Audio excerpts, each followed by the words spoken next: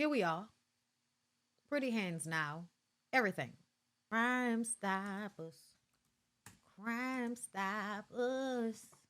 Okay.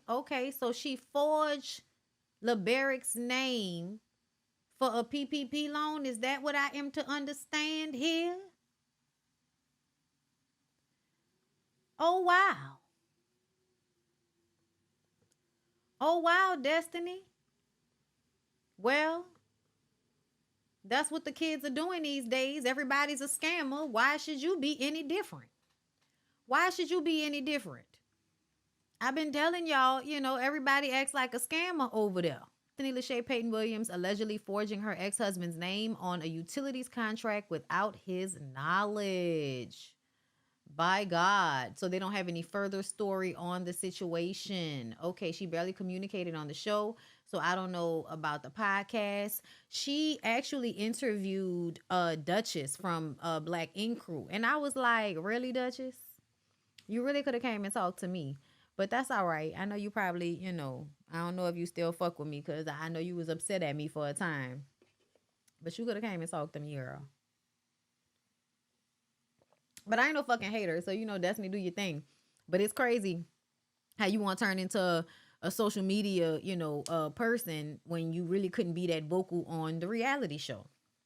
You know how people put electric bills in their children's name? She put it in that dude's name, shaking my head, gonna mess with his credit. Uh, Child, that said Valley's wanted. He told on her. The bill must have been high. Wow. Y'all, that's crazy. That's some messy ass shit. Like, why would you even? I mean, she must still be like on some vindictive shit towards him, maybe. Y'all know their situation was real fucked up. Like he filed for divorce right after she had the baby. I think she had the baby within like the month. He filed the papers on her. She got served while they were both in the same house. She was outside on the fucking curb getting served with divorce papers while he was upstairs looking down on her like Lorenz Tate in the Rain on Me video.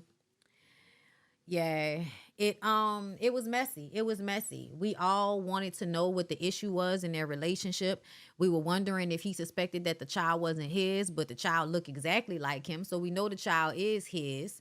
She didn't want to take his last name. It was just a lot of shit going on with their dynamic that just was never really clear. We didn't really understand. By the time she really made it on the show as a cast member, they were going through a divorce.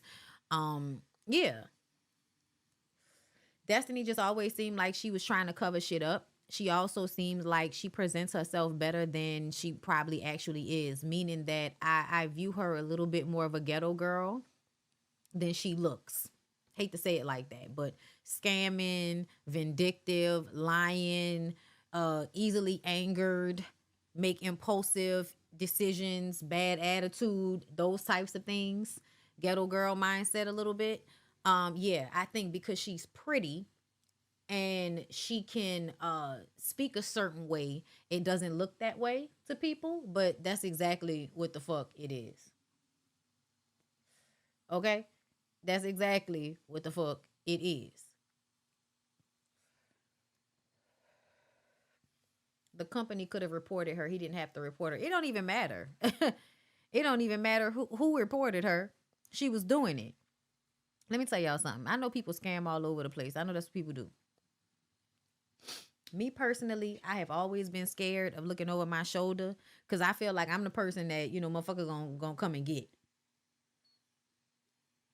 So I never like to do anything like that just because I don't want to ever get caught up. You know what I'm saying? I don't want to ever get caught up in no craziness like this here. Okay? But with that being said, y'all, let's go ahead and move on. So I had some other things I wanted to talk to y'all about. First of all, there was a reconciliation between the old girls, Nene Leaks and Cynthia Bailey. Here it is. I was looking for it. Listen, child, I told y'all I stepped out the other night and bumped into several other people. But what I didn't tell you is that I bumped into the Cynthia Bailey, honey, okay, with the hearts. They both look good. They both look really good. Okay, when I tell you I had to read her down, no, really. Y'all know I can't hold a grudge for too long. We literally laughed our asses off. I am talking burst out loud, ghetto laughter, honey, at Cynthia Bailey. Um, And Cynthia reposts, always nothing but love and laughter when I see the one Nene Leaks. Yes, we have been through our ups and downs, but the love was always real.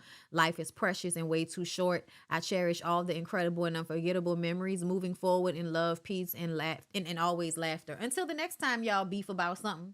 Until the next time she get on social media and say something crazy about you. Until the next time you feel like you can't fool with her because she always show herself to be an old hating ass motherfucker somewhere. Listen, I'm happy to see this because listen, I believe in forgiveness. Life is long and short at the same time. And if there are people in your life that you value, they don't always have to show up perfect in order for them to be in your life. It's lessons that I'm learning, okay, as I get older. But I also feel like there ain't nothing wrong with knowing a person for who they are, seeing them for who they are, and handling them on the level you need to handle them on. So you know you can't trust this bitch because she'll spray you at any chance. You know you can't trust that whatever y'all got going on when it's good, that it's gonna persist because you know at some point she gonna flip it on you. So you just enjoy the good energy when you enjoy the good energy and keep your distance for safety reasons. That's what I say. You know? Listen, see, why Nene be lying like that? She can't hold a grudge. Okay. What was weird, hold up, back to the Destiny situation. What was weird is how Destiny didn't confide in Melody, who was also going through a tough divorce, about her divorce, but sided with Martell, told me everything I needed to know. Girl, yeah, okay, we been over here like we good. Um, she was trying to run game on Belinda and Mayat. You see, they don't hang anymore. I see they don't hang anymore. Y'all know I still fuck with me some Mayat, child. Me and Lyric both love Coochie Watch. Everybody say my dick like that stuff. I said, listen, it's an excellent product. Now I have to buy 2 at a time. Anyway, child, anytime you get something that's good for a vagina, like men be like, they're always gonna use it. I don't know why everybody be, the commercials are funny. The commercials are funny, when they do like Vagisil commercials and niggas be using the Vagisil body wash. This stuff is specifically for my nether regions, okay? I wash my whole body with something else and then specifically wash my nether regions with the Coochie Wash stuff, okay? I love it, okay? Lyric started using it. I had to teach him how to use it, sir. You don't just squirt it on there like it's Dove soap, okay? You have to use it sparingly and as needed. Do not put it on a towel. Put it on your hands once you have washed your whole body and your hands, okay? Skip over your penis. Had to explain this shit, okay? But Mayot's products are everything. I just want to let y'all know that in case y'all did not know. But yes, I'm glad Cynthia and Nene have patched things up. I feel like it hasn't been beef between them for a while. You know what I'm saying? Yeah, it's not a reconciliation, just a catch up. Yeah, there hasn't been beef between them for a while, Brian. So yeah, where can we purchase? Femmagic, femmagic.com. I was not going to review Real Housewives of Salt Lake City, but I have been watching it. And I can just tell y'all, I can tell y'all right now, Lisa, stay working on my fucking nerves. I can tell y'all that right now. Lisa, stay working on my goddamn nerves. I don't really like Angie like that. Monica is extra as shit, but I still like her. I don't like her mom. Y'all know I'm always team Meredith. Meredith didn't say shit about your husband, Angie. You said yourself those stories about your husband being gay because he's a hairstylist was out because he's a hairstylist, girl. That's why everybody think that. And Salt Lake City is extremely homophobic because it's full of church people. So yeah, you trying to put it all on Meredith because you want to have beef with the fan favorite because that's the only way you're going to solidify yourself on this show. And you trying to make sure that you're a main character next season. We already can see you, Angie.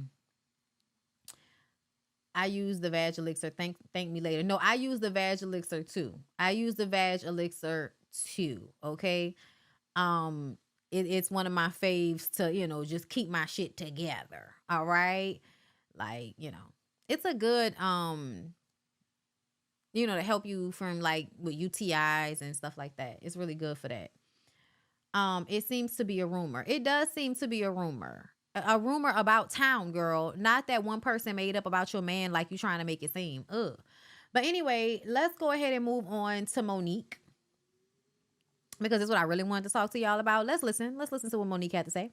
And a lot of black women say, why do you call him daddy? Because why you say black women? Who else is having conversations with you, Monique? Are white women having conversations with you?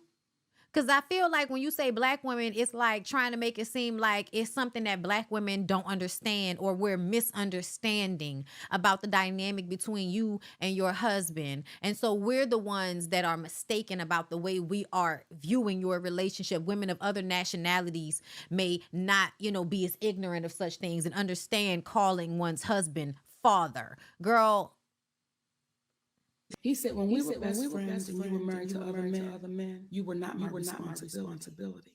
You were my sister, but not my responsibility. As my wife, you are my responsibility. And a lot of black women would say, why do you call him daddy? Because he's raising me. He's raising me. My father probably stopped giving me what I needed when I was around 13 years old. So now you got a woman that's 13, and now I'm 35, and now I got a bunch of money, what we consider to be a bunch of money. Let me just be real clear about that, okay? Now I got this money. Now I'm taking care of everybody. Who gonna check me, boo? Who gonna make me grow up? But when we were just best friends, and when we got together, this is what he said to me. He said, when we were best friends and you were married to other men, you were not my responsibility. No, we know, Monique. You're not telling it. She's saying it like she's telling us something that is not normal in the black community. What is normal in the black community is that men only protect women that they feel ownership over. Family members or women they're screwing. That's the only women they feel protective over or responsibility to. That's it. That's it. You're not saying anything that's breaking any records here. And again, I'll say, Monique, your daddy issues do not negate the fact that you were already raised into an adult, because you had traumas that had you in a young-minded, immature state. Life was going to teach you the lessons. You didn't need a man to come in with this very pimp hoe mentality and train you up. You were already an adult. You were already a full adult by the time y'all got together. And he was not saying anything magical or fantastic by telling you that you weren't his responsibility when you were with other men. Girl, what the fuck? What the fuck are you talking about? Make fucking sense. And how many times do we have to have this conversation with you, Monique? You really don't have to keep telling us this. You really don't. You really don't have to keep telling us about your situation with daddy over there. Like, we good. We good? You were my sister, but not my responsibility. As my wife, you are my responsibility. And a lot of black women would say, why do you call him daddy? Because he's raising me. He's raising me. Don't shake your head. My father probably stopped giving me what I needed when I was around 13 years old. So now you got a woman that's 13, and now I'm 35, and now I got a bunch of money, what we consider to be a bunch of money. So you should have used that money to get yourself some fucking therapy. You should have used that money to get you some therapy. You should have taken that time to do some self-help, some looking within, some how can I fix my own issues? Why did you need some man to come in and save you, only for him to, I feel like, help ruin your career? Because essentially, word on the curb is that a lot of people don't want to work with you because they don't want to work with Sydney, and you force them to have respect for this man because you are in the position of head of household in y'all's dynamic, because you are the artist, you make the money, you're the celebrity, and you're the one that is funding the lifestyle. If he were the head of household and the daddy in the position that you wish that he was in, he would be the one making the moves and making the money and commanding this energy. But because he's not, and you're his woman doing what all black women have been raised up to do, which is to protect the image of a black man, to pull him up out of whatever his degeneracy is, to pull him up next to you so that he can reap the benefits of whatever you worked so hard for, so that you can sit there with a man next to you. Because we all know the most important thing in the world is for anybody with a vagina to find a fucking man. Even though in the Bible that y'all try to use against everybody, it says, he who findeth a wife findeth a good thing. And in a situation like this, he absolutely found a good thing. He found a fucking lick. He found somebody that is going to push him into a position he did not work for.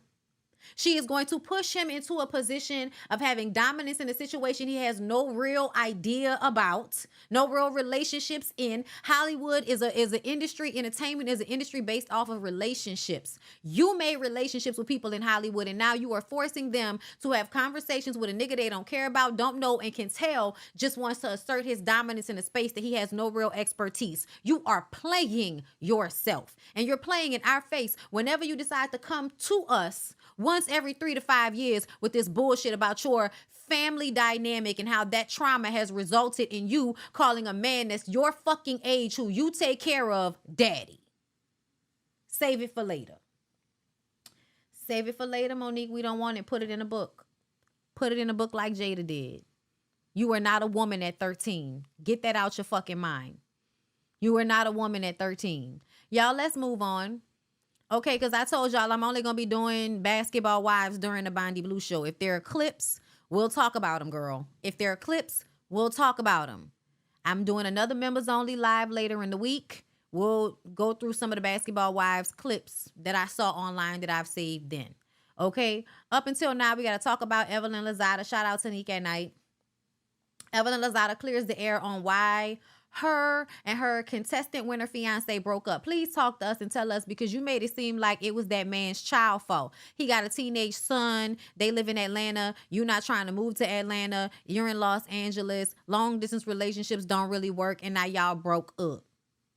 That's what it is. Let's see. Hey everybody. So happy Friday. So I wanted to leave a quick message because I know it hit the airwaves that Lavon and we called off our wedding, and it really, really warms my heart how invested all of you are in just me finding love and my happiness. I will say that I have seen a couple of things, and I just want to make this very, very clear. Clear it up. We have mutually called everything off. Nothing happened. He did not cheat on me. I didn't cheat on him. It was just distance, and it was just, honestly, it was becoming difficult, but we still work together. We're still friends. I'm still going to support his business. He still supports mine, and that's it. We're just really in a good, positive space, and I just wanted to share that with all of you before rumors. So, yeah, before rumors start swirling around what happened, what could have happened, we're good. We're really good friends. I'm always going to love and care for Lavon. And that's just what it is. My family is, and we're always going to be friends. We experience something. Unfortunately, it's public, but we're in a good, happy place. And I'm really, really glad that we met each other, and that, yeah, like it doesn't end with just the relationship. Like, you know, we've created a bond that I'm honestly grateful for. So yeah, just needed to let y'all know on this Friday. Have a good day. I love you guys. Bye. Okay, so that's what she said when she said it. And it makes sense. I'm not even going to drag her that bad, because I do feel like it just kind of ran its course. Even if the relationship was real, which I don't think it was. I think it was always a business arrangement, but maybe it just ran its course. I do think it's hard to maintain a relationship long distance like that. So, you know, another season, probably another season for she and Tamar to find, you know, new guys to be engaged to until another season. Like, everybody knows how this works, okay? Flavor of Love gave y'all the blueprint. You just keep breaking up with people that you get with after the show is over so that you can have a new season and find a new person. That's all you do. It's really, really simple. So yeah, I would say good luck to her, but I don't really care like that. Let's move on. But it was someone you were involved with, and because of the gay rumors, you actually did a polygraph test with her. Yeah, That's yeah, wild, yeah, man. yeah. That's wild to have to actually go through that extent She to never show that you're straight. Like that's crazy It was, to me. you know, it was crazy because the rumor had been going for so long. Yeah. And so you start to realize and look at certain things, like I said, like a record label. They was talking to record label. It was like, well, we would, but I think, you know, he's gay, so we don't want to. It's like, so we hear it's all this stuff that's going. And I remember her telling me about her friend saying this and saying that, and blah blah blah. She never asked me to do it, but I wanted to show her something. I wanted to prove a point to her. I said, Relationship, but it was someone you were involved with. So Johnny Gill wants us to believe that he had a polygraph test to prove that he was not gay to a girl because the rumor had been going on for so long and he wanted so badly to prove to this woman that he was not gay. I'm going to say if you have to take a polygraph test to prove that you're not gay, you're probably gay. I'm going to just say that. I'm going to just say that. Oh, he did have a friendship with Eddie Murphy, allegedly after his relationship with Luther Vandross. From what I understand, and is what I've heard, you know, from some insiders, that everybody knows for a long time that Luther and Johnny Gill were a thing. Who do you think was the top? Who do you think was the bottom? Think it was a switch? Think Johnny's a top. I'm just joking. Y'all, I love Johnny Gill. I don't give a fuck. I really feel like it makes me sad that people just can't be who they are. Like, I can't just be bisexual or gay, whichever one it is, and be Johnny Gill and have people still be attracted to me. I have to feel like my career has to be hinged on you feeling like I'm only attracted to women. Even though a lot of you women will never meet me and never have an opportunity to engage with me, I'm supposed to keep this illusion alive that you can have access to me. And that is the only way my career is going to work. That's upsetting. I'm sad about that. I'm sad about that. Oh, yes. Oh, yes, I've heard. Listen, it's all conjecture. Please don't nail me to the cross about it. But I heard from, you know, reliable sources that, well, first of all, I heard years ago about Luther through somebody that had met him. People in Hollywood know. Like, they don't talk about it, but people in Hollywood know. Okay, people have talked about it. But Luther, y'all, I don't know why you don't know if you don't know, but Luther was absolutely gay. And Luther was allegedly in a relationship with Johnny Gill for a number of years. And after that, Johnny Gill and Eddie had a relationship, or during, child, I'm not exactly sure. Maybe with some overlap. I don't know. I don't know the logistics of it. I don't know, but it's what I heard. It would not surprise me. I love Johnny Gill. I don't care whether Johnny Gill is gay or straight. I don't. I know we don't live in a society where he is allowed the space to be that and still be successful. And that's a shame. And I think that's fucked up.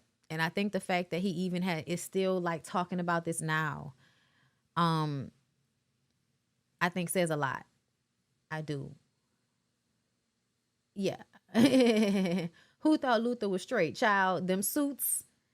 Okay. Here and now, I promise to love faithfully, faithfully. You're all I need. Here and now, oh, oh, oh. I promise to love me. Eddie Murphy. Eddie Murphy. Y'all know Eddie Murphy goes both ways, right? That's what they say, girl. Allegedly, Lee. That's what they say. Okay, shout out to Alexander Rogers. Okay, and so let's move on to the Brian of the McKnights. You guys, Brian McKnight has changed his name to match his 10-month-old son. Y'all, what's wrong with Brian McKnight? I had to unfollow Brian McKnight because I feel like he's always doing things publicly to get back at to get back at his children, the black children, it's just really, really annoying to me that he continues to do that. So when he put in his bio, father of Julia Jack, Cacao Mateo, and Brian Kanoa Makoa, child Makoa. Yeah. Kanoa Makoa. I don't know. I'm probably pronouncing it wrong. But either way, I had to unfollow him because I feel like I can't respect any man that will have 3 children prior and completely take them out because you're not getting along with them. You cannot get along with somebody. They cannot like your new family, all of that shit. But that is still your family. Those are still your children. So to leave them out in such a manner shows me that you are not a good person. You could be angry with your kids. You could not talk to them. But to disown them in such a manner is ridiculous to me. You don't even have to have them in your life if you don't want to. But this type of shit, this publicly admonishing them to hurt them when it doesn't matter what you put in your bio, genetics are genetics, my nigga, you already have a junior. And so he went and changed his name so that he can be this baby, this new baby, this 10-month-old baby can be a junior, and his former junior is no longer his junior. And his page will be full of him showcasing his love to the new wife, the new wife's children, as if he had no kids prior. You know what I'm saying? Like, look, bought her a car. This is obviously not his biological child. Bought her a car. Best daughter ever, as if you don't already have a daughter. Like, that's insane to me. That is insane to me for a man to disown his own children like this. I really don't care what happened, but it's blatant all over his social media. So I do not really see it for the Bryans of the McKnights because of that situation. And I am looking at that woman like, what type of person are you? What type of person are you to be in a relationship with a man that would treat his children in such a way? As long as she's getting what she wants out of the situation, that's all she cares about. A lot of women are like that. As long as they are getting their needs met, they don't give a shit about anybody else or how anybody else feels about the situation. Yo, let's talk about Drake. Brian McKnight is trash. I just want to say that. So, y'all, there have been conversations all over TikTok about Drake and how, as of recent, it's been kind of being documented how Drake has an affinity for the young girls. Likes to call young girls on stage, find out just how young they are before he accosts them. Okay? It is absolutely giving remnants of Robert D. Kelly. You know him as R. Kelly, the Pied Piper of R&B, who's now in prison for a RICO case basically around sex trafficking. It's basically what he was doing. Yeah. So here we have Drake with a teenage girl inviting Drake to her Sweet 16 through Billboard in Houston.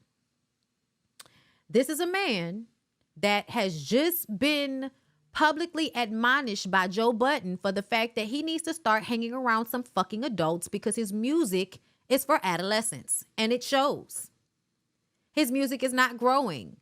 He's making music for the kids, and it's because he's possibly around there fucking what looks like the kids, teenage girls. Now, I'm not exactly sure, okay? This is all allegedly. Okay? But let me just see right quick if I can Google the Drake situation. Drake and hold up. And young girls. Hold up, spelling shit wrong. Fingers. All right. Okay, 6 times Drake allegedly groomed young girls. Okay, this is a your tango SEDURE.com. So there's a piece from 2021. Is Drake a groomer? Drake's grooming allegations. 2022. All on Reddit. Drake's problematic behavior with girls. There are whole fucking Reddit threads. Drake's alarming history with young girls. Okay? Inside Drake's bizarre relationship with underage girls. Child, let's take a look. Let's just take a look at one of them and see what they say. This Hold is up. a metabolism Look at an ad. killer. This I'm not signed in. is a metabolism killer. We're And gonna skip. Drake is one of the most popular rappers today, and he has Shout out a to lot Sloan. to lose when it comes to the empire he has built. So I don't quite understand why he goes out of his way to engage with minors. He has quite a history when it comes to women who are barely legal, and at this rate, he's gonna be the next R. Kelly. So let's get into it. Shout out to Sloan. So Drake is a 34-year-old rapper from Toronto. You guys may recognize him from his early days on the television show Degrassi, but most people know him from his music because he's been extremely successful in mainstream media. Today, we're going to be focusing on Drake's inappropriate relationships with young women. And by young women, I don't mean 21, 22, 23-year-old women. I'm talking 14, 15, and 16-year-old girls who are also celebrities themselves. Let's start off by talking about Drake's relationship with Millie Bobby Brown. So Millie is currently 17, but she met Drake when she was only 14 years old, and she shared details about how she met him to reporters on the red carpet. Love him. I met him in Australia, and he's honestly so fantastic and a great friend and a great role model. You know, we just texted each other the other day, and he was like, "I miss you so much." I was like, "I miss you more." You guys heard it for yourselves. A 14-year-old Millie Bobby Brown was texting Drake, who's a 31-year-old man and shouldn't be texting any minor that he misses them. It's already clear that their relationship is uncomfy, but as the interview continues, it only gets worse. He's coming to Atlanta, so I'm definitely going to go and see him. I'm so excited, yeah. You and Drake? That's awesome. That's awesome. So at this point, Millie already had plans to go and hang out with a man who was twice her age. There's no blame to put on Millie, but Drake should know that this is not alright. And it was weird to see them posting Drake's pictures of 32, each other on social 34, media. something like Millie that. captioned a photo of them together with a heart, and actually Drake sent over some merch to Millie before his album dropped back in 2018. So they obviously have some type of bond here. Let's go back to that interview because the reporter asked Millie, what type of advice does Drake give a 14-year-old girl? What advice does he give you? Like, what does he say? About boys, he helps me. What? Yeah. He's great. He's wonderful. I love him. What's his advice with boys? You know, that stays in the text messages. Am I the only one What the fuck is he telling you that need to stay in the text messages? I'm feeling quite alone here.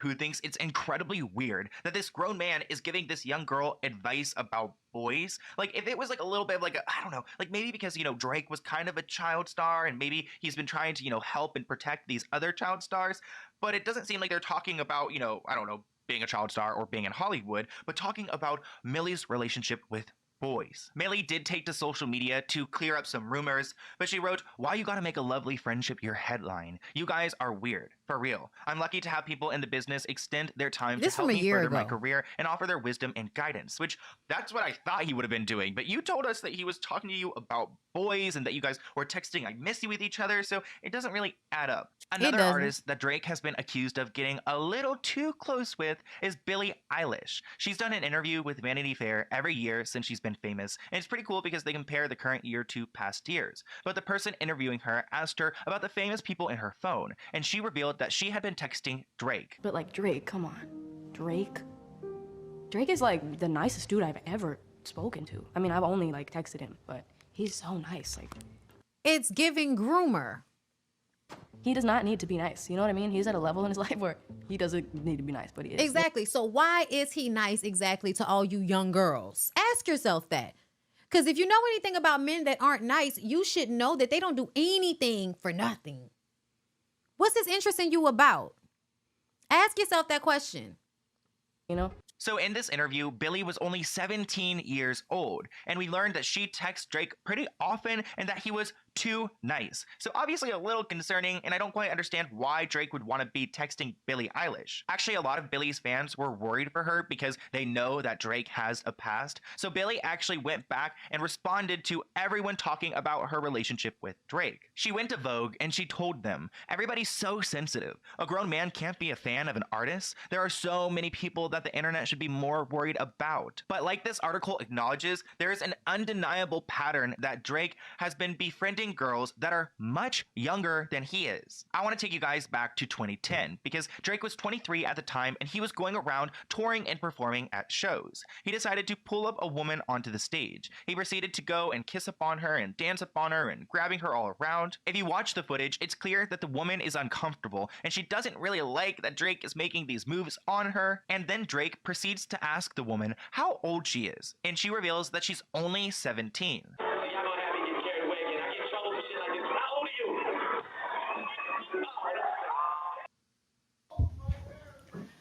Well, I don't think we need much more than that. Like, I don't think we need much more than that. There are so many articles about him with this. So y'all can go and look it up for yourself if you really want to do the research. It's all on this Google page here. So when I see this shit, it's problematic for me. This is problematic for me. And this is when we're talking about parents not having a gauge of what's going on out there, because it's very much reminiscent of R. Kelly and the way people would bring their teenage daughters to R. Kelly's concerts, even though it was known that he liked to go down to the McDonald's and fuck on the young girls down there coming from the high school in Chicago. So yeah, I just kind of feel like this is so problematic. This is so problematic. Who are the parents? Why don't they know what's going on here? A lot of people make these kids look older than they are. And a lot of times they do age faster. They have more experience in life because they're in the entertainment industry. But that's not a good thing sometimes. And it really does seem as if nobody really protects the young kids, because how can you? They are forced into the spotlight. A lot of these girls are forced into the spotlight, but they're still young girls because they're still like, oh my God, it's Drake. Instead of understanding Drake is just another grimy ass nigga like any other nigga that's trying to take advantage of you because you have heaven in between your legs. And now you have a huge price point attached to your forehead on top of that. It's just sad. It's really, really sad. Drake is a grown man. He should know better. The perception alone is off the charts, even if you aren't doing anything, which I don't think he's innocent, but I'm just saying it doesn't look good. It doesn't look good. And I hate to say it, but it reminds me of the way Michael Jackson was too. I know a lot of people like to act like Michael Jackson didn't do anything wrong, but no, he did. He did. There were a lot of phone calls and messages and shit like that between him and kids. And after that documentary came out, everybody acted like that documentary was so, bullshit and everything. But some of the shit that they showed in that documentary let me know that Michael might have had a thing of having these relationships and being right on the cusp and not ever really doing anything. Like never physically doing anything, but having inappropriate like relationships with kids. Because to me, it's always weird when a 30-something-year-old man is telling a kid that he misses them. No, you didn't miss Dwight. I'm about to get on Dwight. Like that's my next one. Oh wait, no.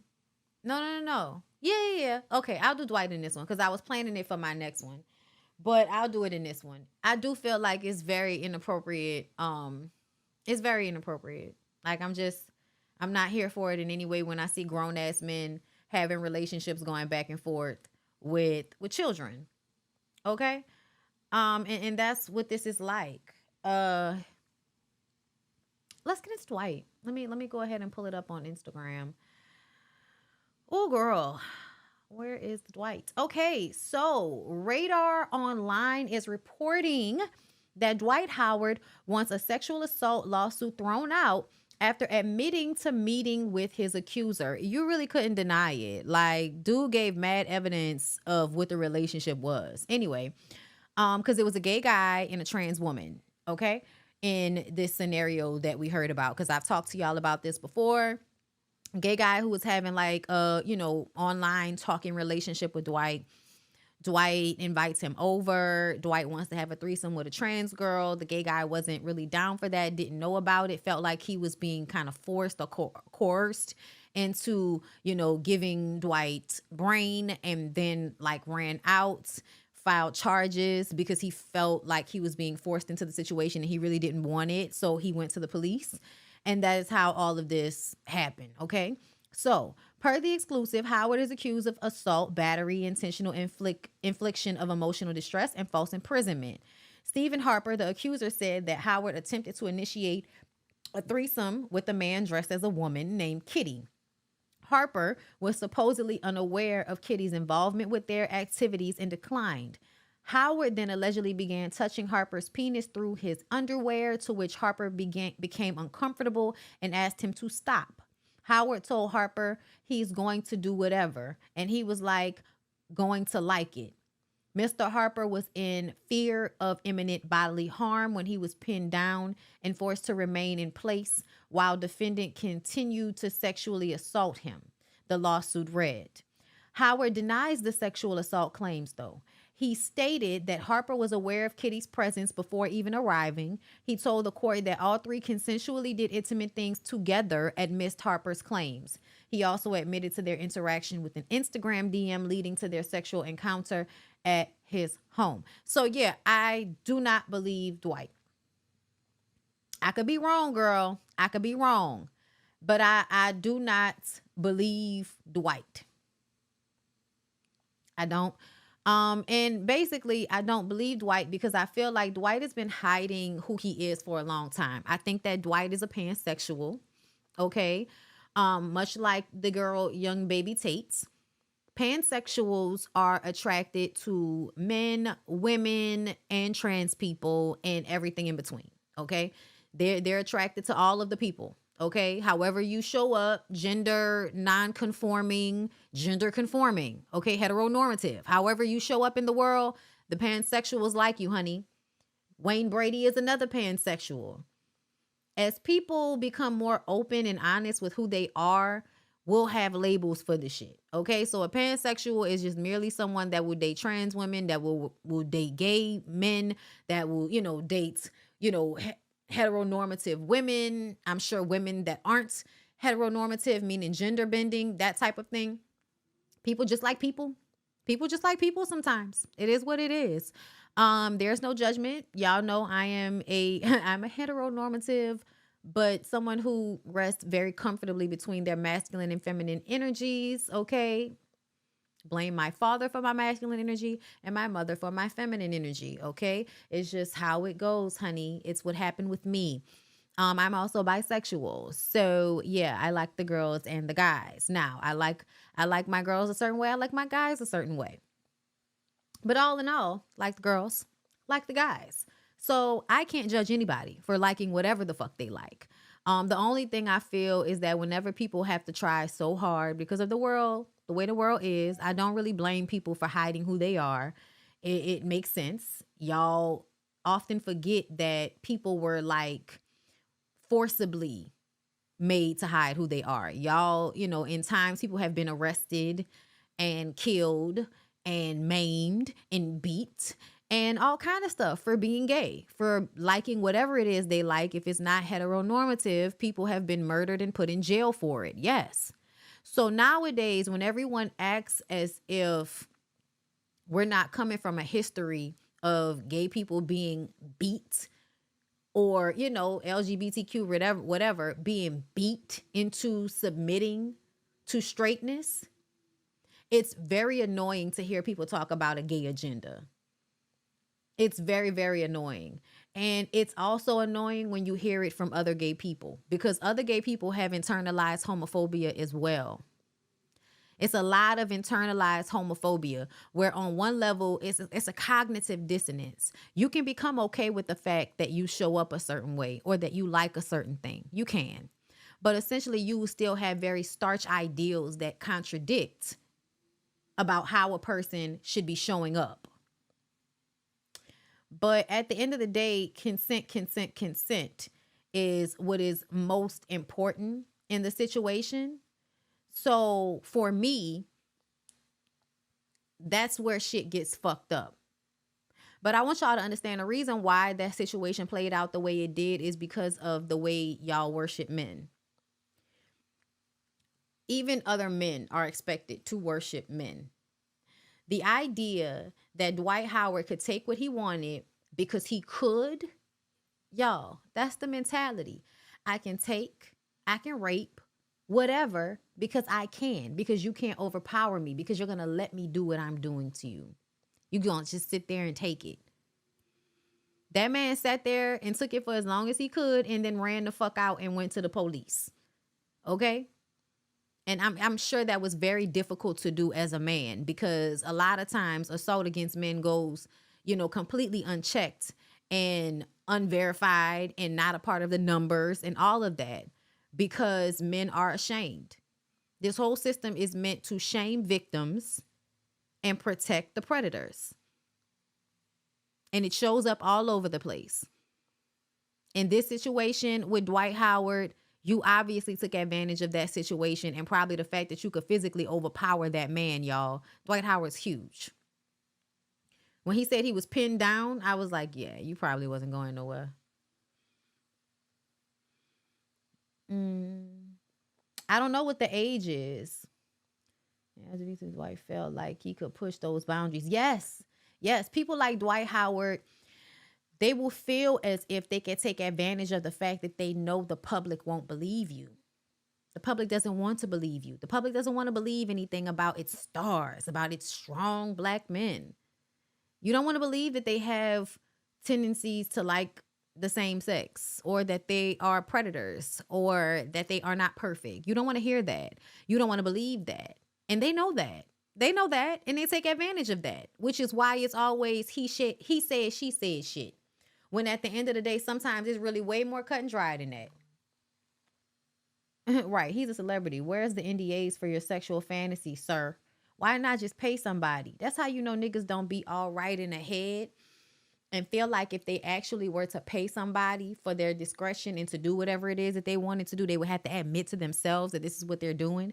And they don't want to admit that to themselves. They don't want to admit that they're paying, or that they are like organizing a way to have sex with another man. They want the shit to happen in a way that they don't have to think about. I literally just saw a video today of Megan James being asked about when she allows a man to fuck her raw. And she says that, you know, it's not like she's going to get him tested beforehand, because, you know, that would ruin the moment. And I can remember one of those stupid ass podcasts on YouTube that went viral a few years, maybe a year or two ago. And they were having this conversation about not wanting to make sure that there's a safe word, not wanting to discuss what you do in sex so that people are safe. Discussing what's the difference between pleasurable sex and sex that you are having to please the man. And so it's really not pleasurable to you, but you won't even be honest with yourself and say that this man is destroying your coochie right now. And you feel like that's supposed to be a good thing. But no, it's actually not. It doesn't feel good. But you just want attention. You want to feel wanted. You're getting your rocks off on feeling wanted, not on the actual act of the sex. Not to say that, you know, Pound Town don't feel good, y'all. Please don't get me wrong. But the way some women talk, you can tell that they're not enjoying sex, and they don't know that they're not enjoying sex. Because the sex is about the man feeling like he did a good job beating your coochie out of the frame. When the best fuckers are them niggas that know how to dig deep and go slow. The worst. Know when to speed it up. But if your slow motion ain't right, you really can't fuck. Your slow motion has to be on point. And a lot of these young dudes, they watch porn, and their only concept of sex comes from watching some woman basically, you know, mimic rape porn or have forceful, uncomfortable camera sex that's not realistic to what the experience actually is. And so, you know, I just kind of feel like people really don't know. people really don't know what they don't know. It's a lot of ignorance. It's a lot of being okay with abuse and it just not getting the information, not being honest about what you're doing because you don't want to ruin the moment. When at the end of the day, once you get an STD, the moment is ruined. Once you know what I'm saying, have sex with somebody that gives you something that, you weren't supposed to get, any of that shit, getting pregnant by a nigga you didn't really know, all of that stuff. Y'all feel like sex is always supposed to be something happening in the moment and I'm just being pulled to do something. It's like, no, it would behoove you to have some organization about your coochie, ma'am. And I ain't judging nobody. We all have had these moments and made these mistakes, but we let somebody put some shit in us without a condom on, and that was not what we should have done. That is not what we should have done, girl. The chlamydia be chlamydiaing, okay? Thank God for the pain medication. I mean, thank God for the antibiotics and shit that you can get out here these days. But, for the girls that get shit that they can't get rid of, these conversations need to be had. People lack intimacy, foreplay. No, real shit. People absolutely lack intimacy. Abso-fucking-lutely. And honestly, I feel like on some level, they don't even know what that looks like to like talk and be affectionate, but not being like this full on, I'm trying to like, grab your pussy by the, trying to grab your pussy with my fingers. Like, yeah, we should get to that point at some point. But can we get like this slow grind up, you know what I'm saying, up to this point? Can we get to the slow grind? A lot of y'all don't know what that is. A lot of young people don't know what that is. I live in the herpes capital of the country, Miami. Be safe. Be safe out there, y'all.